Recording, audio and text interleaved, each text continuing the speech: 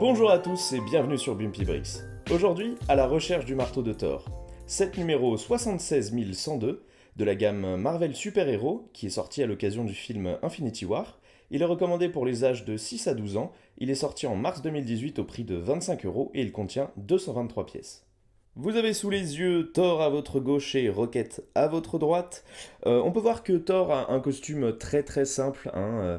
Il a son costume de dieu d'Asgard sur le torse, une expression plutôt tranquille sur la tête, avec des cheveux ébouriffés plutôt blonds.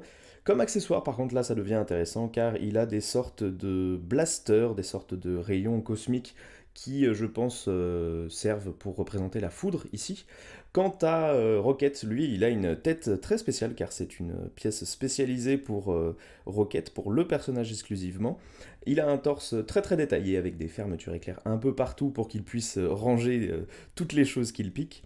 Et il a un petit blaster avec une sorte de canon allongé comme accessoire. Pour le dos des personnages, on peut voir que Rocket vient avec une queue donc, qui se met entre ses jambes et son torse. Donc ça c'est toujours une bonne inclusion. Et cette queue est faite de caoutchouc. Voilà, donc on peut la tordre, mais je vous le déconseille évidemment si vous ne voulez pas l'endommager.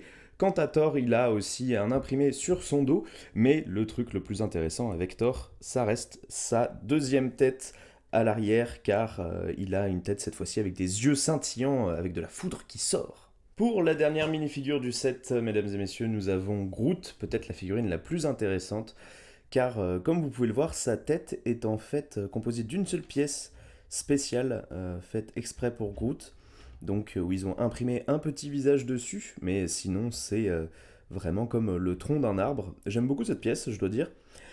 Sur son torse, on peut voir des détails d'écorce avec du vert foncé juste derrière, qui je trouve n'a pas trop sa place.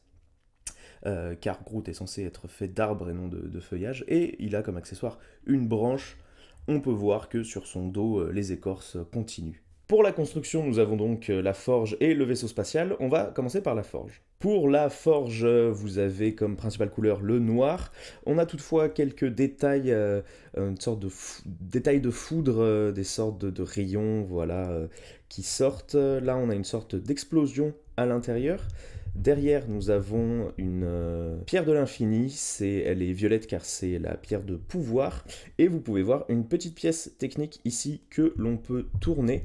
C'est pour faire donc tourner une sorte d'explosion dessus, une sorte de petite play feature qui ne marche pas très bien. Mais par contre, si vous poussez la pierre de l'infini, vous avez accès à... Hop, est-ce que j'arrive à la prendre? Oui. Non. Vous avez accès donc à Stormbreaker, la hache de Thor. Pour le vaisseau spatial, vous avez cette sorte de pod, hein, qui ressemble plus finalement à un sous-marin qu'à un vaisseau spatial. Les points positifs, c'est qu'on a du orange, du sand blue et du gris clair. Donc le sand blue qu'on ne voit pas beaucoup, hein, dans les sets. Ici, donc, vous avez des petits stud shooters, des lanceurs de picot. Si vous appuyez ici, le lanceur part. Voilà, je ne voulais pas qu'il s'en aille très très loin. Il vous en donne deux de plus dans le set au cas où vous perdez ces picots violets ici. Vous pouvez bien sûr ouvrir le cockpit, bien sûr. Et à l'arrière, vous avez aussi une autre ouverture, aussi transparente, que vous pouvez ouvrir cette fois par le dessus. Vous voyez que ça grince un peu. On a quelques détails ici pour, j'imagine, faire le feu des moteurs. Et ce qui est intéressant avec ce vaisseau, c'est que vous pouvez mettre les trois personnages à l'intérieur. Regardez là, devant nous avons donc Rocket. À l'arrière, nous avons Thor, qu'on peut slider en fait comme ça, qu'on peut faire glisser à l'intérieur grâce à ça. Et au milieu, nous avons Groot. Une dernière spécificité du set, c'est que vous avez plein de petits rayons de foudre là que vous pouvez assembler avec Thor ou pour faire des effets spéciaux entre guillemets avec vos Lego. Mais vous avez aussi des petits lanceurs ici, donc que vous clipsez sur les bras de Thor. Et normalement, si vous appuyez dessus, vous pouvez les envoyer. Sauf que en fait, ils ne partent que très rarement dans la bonne direction. Donc pour moi c'est un peu plus décoratif qu'autre chose. Ça représente bien la puissance je trouve d'un coup de poing par exemple, mais à envoyer c'est déjà un peu plus galère, comme vous pouvez le voir. Pour la conclusion, je me dois tout de même de vous dire que ce set inclut des autocollants, des stickers, hein, que j'ai choisi de ne pas mettre car je les trouve pas beaux tout simplement. J'aime bien hein, les détails de machinerie un peu comme ça, sauf que le fait qu'on ait des touches orange fait qu'on peut pas trop les utiliser dans d'autres circonstances, donc je préfère ne pas les mettre et les stickers qui sont noirs ici, je trouve absolument aucun intérêt. Il faut savoir que dans ce genre de set avec les pierres de l'infini, vous avez une sorte d'anneau de pierres de l'infini où il vous en donne 4 à chaque fois, donc que vous pouvez enlever en les poussant. J'aime beaucoup par contre cette inclusion, je la trouve très très cool, le fait d'avoir 4 pierres de l'infini sur un seul set, je trouve ça très très bien. Pour la boîte, donc, nous avons bien sûr un petit Thanos en dessous qui nous indique qu'il s'agit d'un set spécial pour Marvel Infinity War.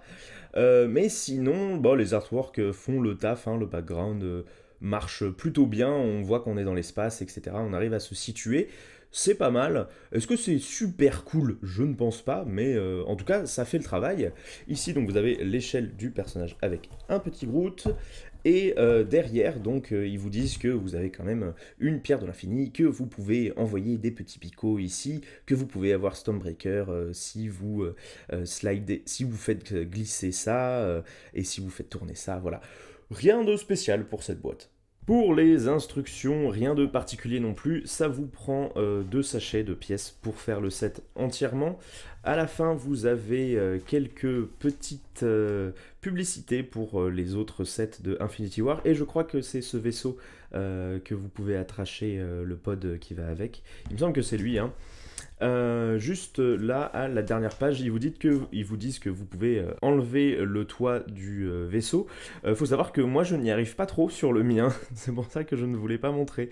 Mais vous pouvez normalement le faire, mais le mien reste bloqué. Voilà. Mesdames et messieurs, il est temps de conclure sur ce set.